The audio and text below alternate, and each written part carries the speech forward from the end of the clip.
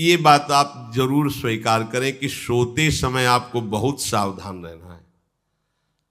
और प्रायः गलती सोते समय करते हैं उपासक की, कोई प्रपंच की बात याद करते हुए या मोबाइल देखते हुए या कोई गंदी चेष्टाओं का आपकी रात बेकार चली जाएगी।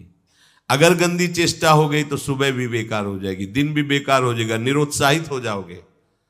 सोते समय आपको समय नहीं देना व्यर्थ चिंतन का। उसी समय विषय चिंतन होता है, उसी समय विषय भोग की आकांक्षा जागृत होती, उसी समय विषय देखने की इच्छा होती। मोबाइल है तो जिस समय आप अपनी शैया पर जाएं स्विच ऑफ कर दें। उसमें मैसेज घंटी आने का कोई भी रास्ता मत रखें। मान लीजिए आप उपासक हैं भगवत प्राप्ति के, 30-35 वर्ष ये नहीं था तो सब मर नहीं गए थे।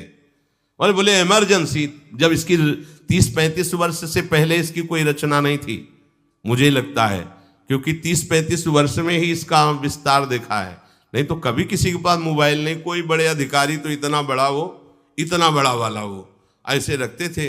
नहीं तो मोबाइल तो हमें लगता है 30-35 वर्ष। तो फिर इमरजेंसी कैसे चलती थी? कैसे चलती थी इमरजेंसी? और आप ब्रह्मा हो क्या कि इमरजेंसी संभाल लोगे? स्विच ऑफ करो। जो सब इमरजेंसी संभालने के लिए तैयार, रात दिन न सोता है, वो हर समय जागृत रहता है, वो हमारा आराध्य देव है। स्विच ऑफ करो, चिंतन लगाओ श्री जी का। ये जो रात्रि के शयन के समय मोबाइल में इधर उधर दृश्य देखने हैं, अपने सर्वनाश का बीज बोना है। मान लो, हमारी प्रार्थना मान लो, ये उस समय मन आपको परेशान करेगा जब कमरे की सिटकिनी अंदर से बंद होगी। सबसे प्रार्थना है रात्रि के शयन के समय। तो बोले फिर ठीक है 10 बजे तक देख लेंगे मोबाइल, इसके बाद शयन के समय भजन कर लेंगे। होगा ही नहीं। क्या तुम देखना चाहते हो? प्रिया प्रीतम के सिवा और कुछ क्या देखना चाहते हो? वो तो सुभग सुंदरी सहज सिंगार, सहज शोभा सर्वांग प्रति सहज रूप वृषभानुनंदिनी। हमारी स्वामिनी जी की सुंदरता छुपाने के लिए आभूषण पहनाए जाते हैं, औरों को तो आभूषण सुंदरता बढ़ाने के लिए। यहां छवि के छिपाए बे को ऐसे के दास होके क्या देखोगे मोबाइल में? क्या देखना चाहते हो? वासना की क्रीड़ा, और तुम उस क्रीड़ा को देखना चाहते हो? परमार्थ के पथिक हो। देखना है तो प्रभु को देखने की वृत्ति रखो, अन्यथा मूंद लो आंखें। प्यारे, महान फल प्राप्त करोगे। सबसे प्रार्थना है एकांत में मोबाइल रूपी दुश्मन से बचो। क्योंकि जब आप गंदी बात कहीं देखोगे तो आपके अंदर वैसे ही चिंतन बनेगा, वो ऐसे ही लगेगा मैं भी ऐसा करूं, मैं भी ऐसा भोगूं, मैं भी ऐसा देखूं। मान लीजिए आप, जब हमारे शास्त्र कहते हैं कि पशु पक्षियों के मैथुन को भी नहीं देखना है, अगर ऐसा एक बार दृष्टि पड़े तो मानसिक प्रणाम करके दोबारा दृष्टि न देना। और आप मोबाइल में ऐसी चेष्टाएं देखोगे, कैसे आप भगवत भजन करोगे? कैसे भगवत प्राप्ति का उद्देश्य रख पाओगे? ये कलयुग की बहुत महीन चाल है कि उसके बिना काम नहीं चलेगा और हम तुम्हें काम से युक्त कर देंगे। इसके बिना काम चलेगा नहीं, तुमको रखना पड़ेगा। और जब तुम इसे रखोगे तो हम काम अपना कर लेंगे। कलयुग ने कहा हम अपनी व्यवस्था बना लेंगे। यहां कह रहे जब आप नींद में जा रहे हैं तो बिल्कुल मानो मृत्यु शैया पे जा रहे हैं। आपको उस समय नाम जप में बहुत ध्यान देना है, कहीं मन बहक ना जाए। तो क्या होगा, 5-6 घंटे जो आप लेटोगे ना, वो भी भजन हो जाएगा। हमारा जो सततम योमाम स्मरति नित्यशा है ना, ये पूरा हो जाएगा। नहीं, उस समय हम सो जाएंगे तो हमारा 6 घंटे का वियोग हो गया, 6 घंटे भजन रुक जाएगा। और ये 100% पक्की बात अनुभव की कहते हैं, यदि सोते हुए भजन करोगे तो जगते। कई बार तो पकड़ा है कि अगर आधे पद में बेशुद्ध हो गए तो वो पद पूरा जगते ही शुरू हो गया है। मतलब बीच में स्थिति भागवती की रही। जैसे बेहोश करते समय हमने कहा था जब ऑपरेशन के हमें बता देना, तो उनका बाबा अब इंजेक्शन लगाने वाले हैं तो वो 1 मिनट हमें केवल दीजिए, अपनी चित्तवृत्ति। तो जब होश आया तो वही पहले चिंतन चल रहा था, वही चिंतन। जैसे सोने के समय बेहोश हुए तो जगने के समय वही चिंतन, ऐसे ही इंजेक्शन से जब बेहोश हुए और जब होश आया तो वही चिंतन चल। बहुत बड़ा चमत्कार अभ्यास का है।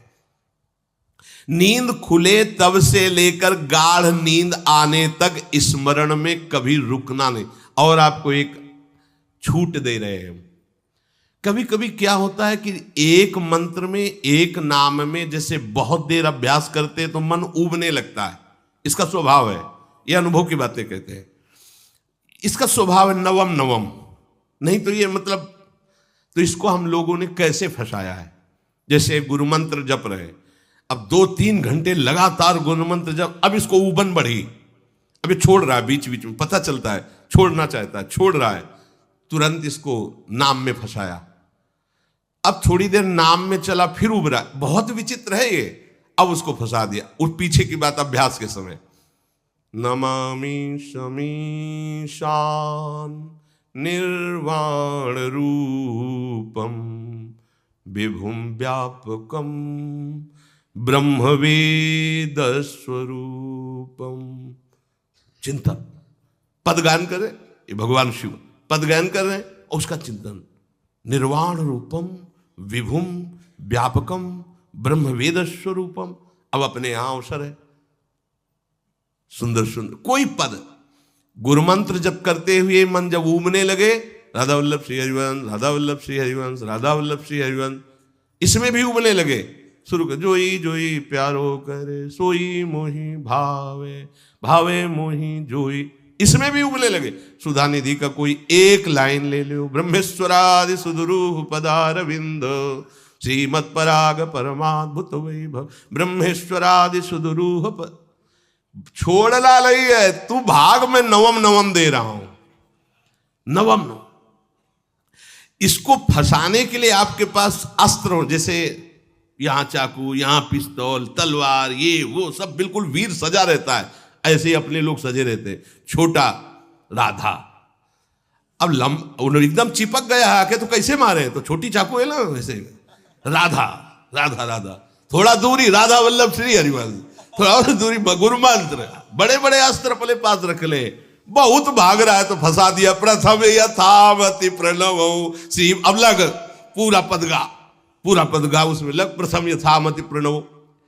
भोजन पाते समय ऐसा अभ्यास किया है, 1 घंटा के पहले भोजन नहीं होता, चाहे 2 रोटी पाना हो, समय लगता है भोजन, आराम, एक एक नाम, एक एक, कुछ भी हल्ला मचाओ, कोई फर्क नहीं पड़ेगा, अपना चलेगा। अभ्यास स्नान के समय, भोजन के समय, किसी क्रिया के करते समय, किसी से बात करते समय, सोते समय, ये विशेष स्थान जहां में सावधान रहना है। यहां भजन छूटता है, ध्यान देना, यही भजन छूटता है। चलते समय, क्रियावान होते समय, प्रसाद पाते समय या किसी से बतराते समय, ये सब भजन के छूटने के स्थान है और यहीं पकड़ना है भजन को। जब आपको बिल्कुल न लगे तो मानसिक सब बंद कर दो और गुनगुनाने लगो, जो धुनी आपको अच्छी लगे उसी में नाम, कोई नाम लेके, संसार का चिंतन न होने पावे, चाहे जो कुछ तुम जहां तुम्हारा मन आवे, गंगावरी गोदावरी, कुछ भी, भागवतिक चिंतन के सिवा संसार के चिंतन न होने पाए। पहले ऐसे अनन्य बनो, फिर बाद में अनन्यता आती, रसना कटो जो अनरट। हाँ भी विषय चिंतन कर रहे हैं, प्रपंच कर रहे हैं, बोले रसना कटो जो अनरटो, और नहीं बोल सकते, प्रपंच बोलेंगे बस, रसना कटो, ये शब्द वहां नहीं आते। पहले हम आपको छूट देते, भक्त चरित्र, भगवान की चरित्र, नाम कीर्तन मंत्र, जो भी चाहो, संसार का चिंतन मत होने देना, पहले ये पकड़ो, फिर आगे चल करके जब पवित्र हृदय होगा तब ये निष्ठा आती, रसना कटो जो अन रटो, निरखियन फुटो नयन। मान लो संसार का चिंतन नहीं करने देना है इसको, आप जैसे बने वैसे करो भागवतिक चिंतन, कोई नाम ले लो, कोई मंत्र ले लो, तुम्हें जो प्रिय लगे, हम छूट देते हैं। ये हम नहीं करें कि रसना कटो जो अन रटो, ये बाद की बात है, हमें पहले इसका संसार चिंतन रोकना है। कैसे छूटेगा, कैसे छूटेगा, हमें यह पकड़ना है, नहीं तो निष्ठा की बात। जो हरि नाम जगत त्रिशिरोमणि वंश बिना कबहू, हरिवंश बोलेंगे नहीं, हरि बोलना नहीं है, हरि बोलना नहीं, क्योंकि जो हरिनाम जगत त्रिशिरोमणि वंश बिना, हरिवंश बोलना नहीं है क्योंकि प्रपंच में रति। तो क्या करो, जो तुम्हें प्रिय लगे पहले उसे पकड़ो। ये हम अंदर की बात करें, प्रवचन की बात नहीं कह रहे। मन को फंसाना है हमें। राम कृष्ण हरि जहां लगे इसको लगा, पहले इसको फंसाओ, संसार का चिंतन न होने दे। गीता भागवत भक्त चरित्र कुछ भी कहीं भी इसे फंसाओ, पहले संसार का चिंतन न होने दो, फिर लाओ इसको घुमा के निकुंज वाटिका में। फिर तो भागेगा ही नहीं, फिर नहीं भागेगा।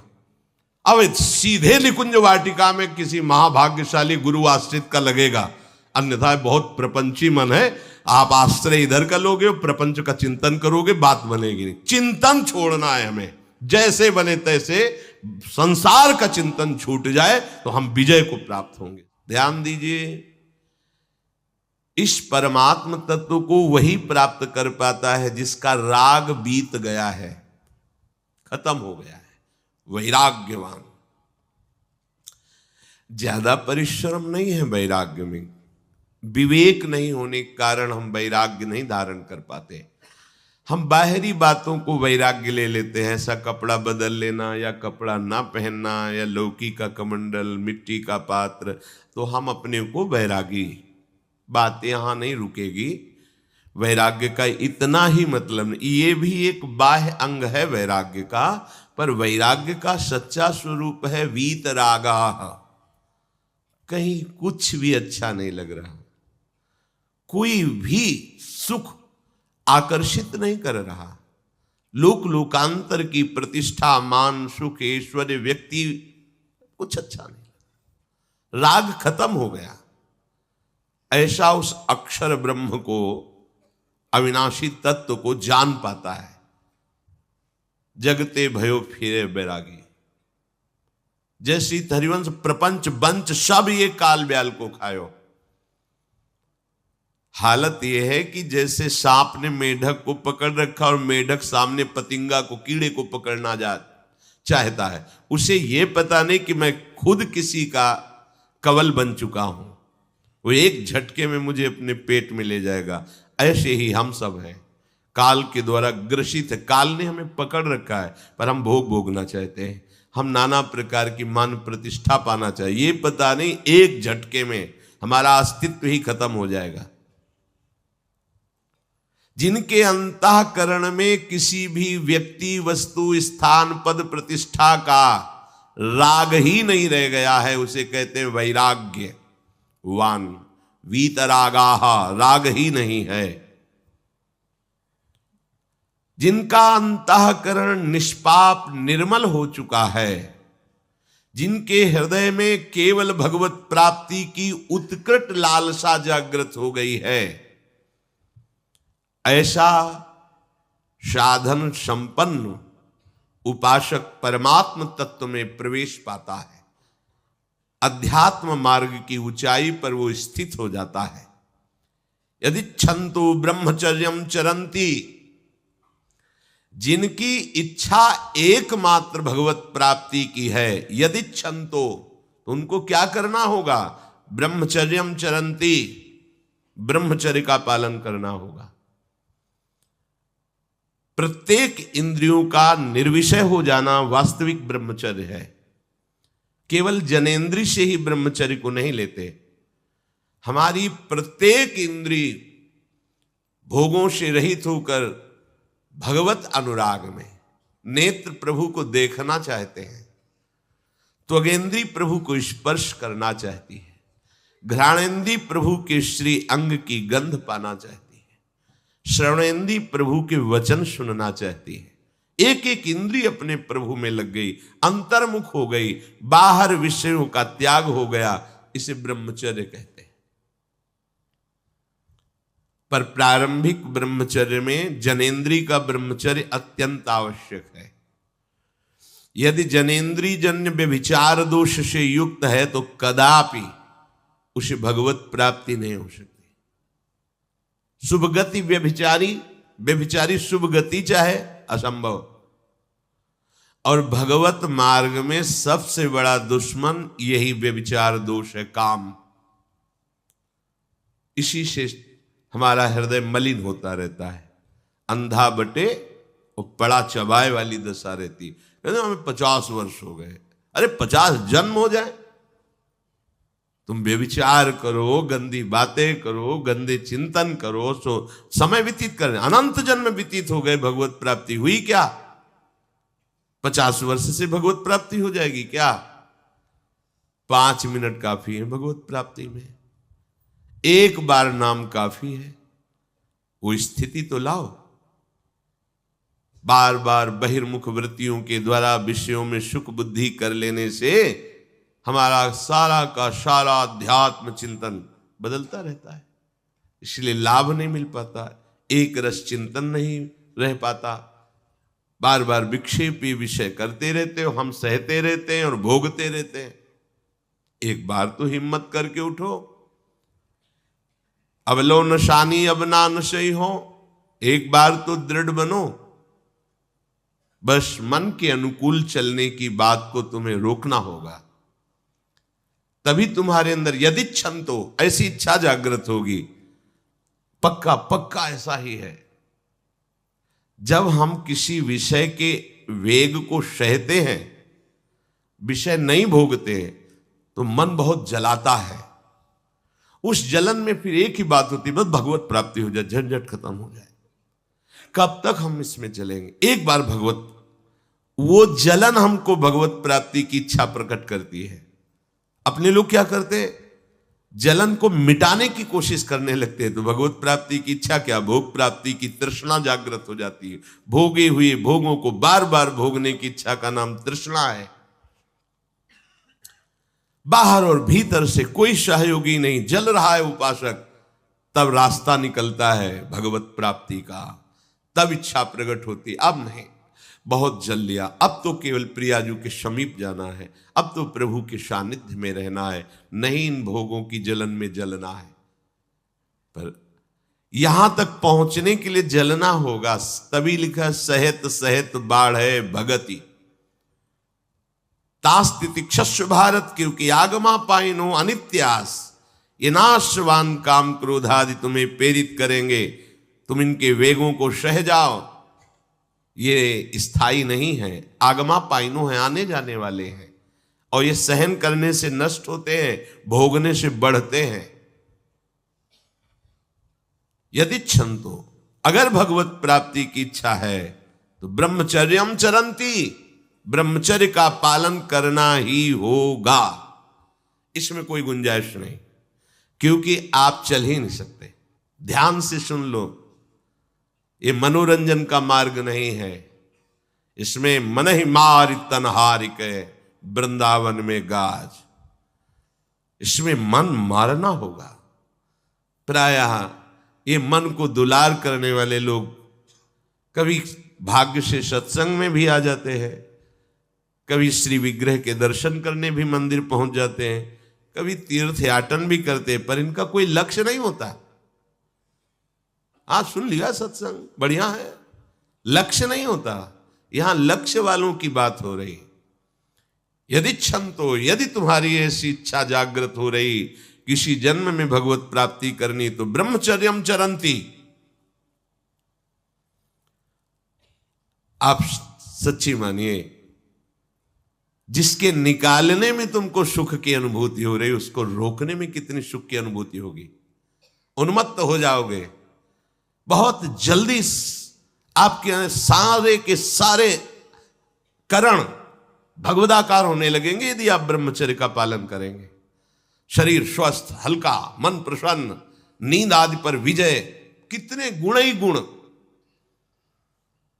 और ब्रह्मचर्यहीन आलस्य, प्रमाद, भोगों का चिंतन, मन का डिप्रेशन में पहुंचना, कमर में दर्द, टांगों में दर्द, सर में दर्द, घबराहट होना, बिना किसी कारण के मन भयभीत हो रहा है, भोजन अपच हो रहा है, बिना किसी प्रक्रिया के वीर नाश हो रहा है, बिना किसी प्रक्रिया के।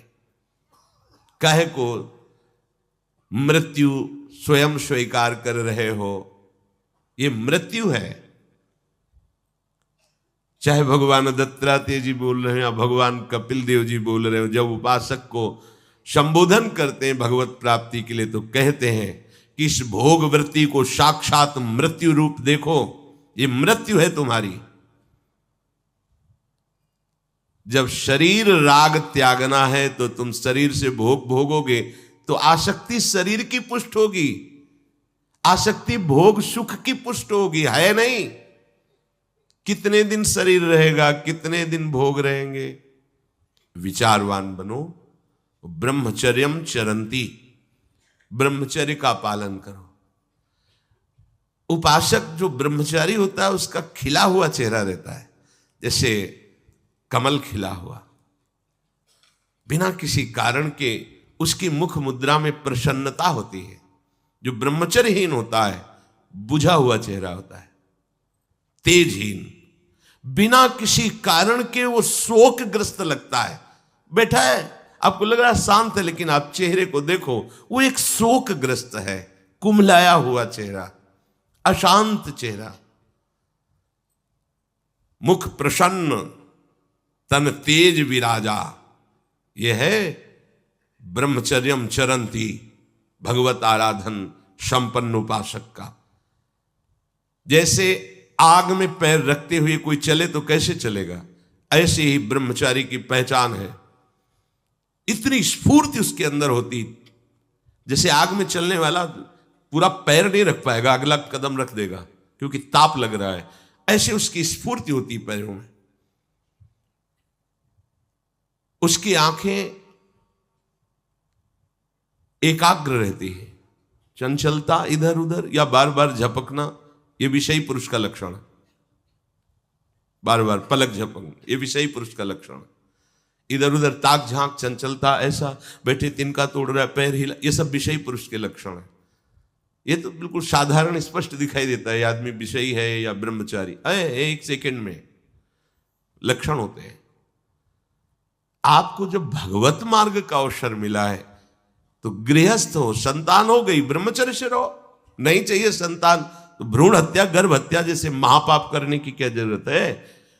उसी वीर से संतान उत्पन्न होती है जिसको आप नष्ट कर रहे हो, जिसको आप ऐसे पानी में बहा रहे हो, व्यर्थ फेंक रहे हो, तो उसको भ्रूण हत्या का पाप लग रहा है, तो तुमको पुण्य लग रहा है, वीरपात कर रहे हो तुम्हें भी वही हत्या लग रही है, क्योंकि उसमें वही जीवात्मा है जो मां के गर्भ में जाके बालक रूप धारण कर लेती है, उसको तुम नष्ट कर रहे हो। पर बुद्धि भ्रष्ट हो गई है, समझ में नहीं आता, व्यर्थ में वीरपात करते हो, व्यर्थ में। तुम्हारा भजन बनेगा, तुम अध्यात्म के योगी बनोगे, मजाक है अध्यात्म का मार्ग। होश में हो जाओ, ये मन के दुलार को बंद करो। जब तक इच्छा ही नहीं भगवत प्राप्ति की, तो फिर तुम कैसे भगवत प्राप्ति कर पाओगे। भगवत प्राप्ति की इच्छा कैसे होगी जब तुम्हारी इस तरह से निंदनीय वृत्तियां हैं। इंद्रियों को दुलार कर रहे हो, मन को दुलार कर रहे हो, भगवत प्राप्ति चाहते हो, आचरण नीच और चाहते हो उच्च पदवी। सावधान हो जाओ।